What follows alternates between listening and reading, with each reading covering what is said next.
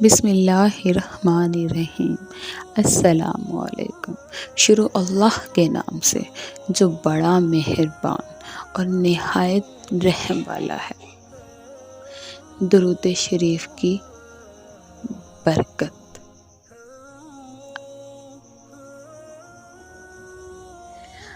حضرت ابن مسعود سے روایت ہے کہ رسول اللہ صلی اللہ علیہ وآلہ وسلم نے ارشاد فرمایا کہ قیامت کے دن لوگوں میں سب سے زیادہ مجھ سے قریب درود پاک پڑھنے والا ہوگا۔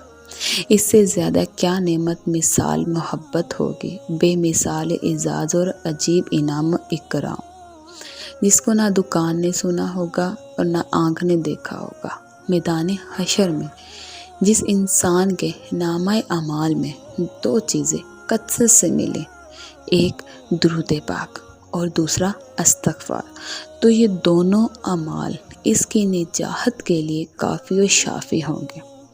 کثرت سے درود پاک پڑھنے سے زندگی میں نبی کریم صلی اللہ علیہ وآلہ وسلم کی تائید اور توجہ شامل حال ہو جاتی ہے۔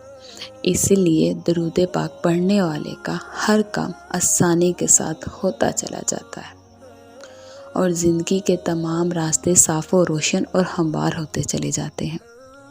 اللہ تعالیٰ کی طرف سے کثرت اور رحمت کی وجہ سے، درود شریف پڑھنے کی وجہ سے اس بندے کا بال اللہ تبارک و تعالیٰ کی رحمتوں میں ڈوبا ہوا ہوتا ہے۔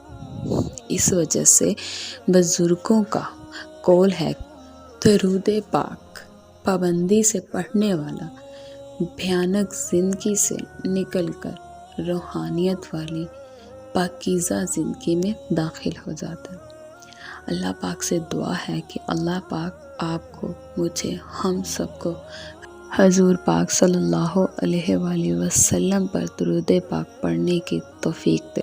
آمین ثم آمین۔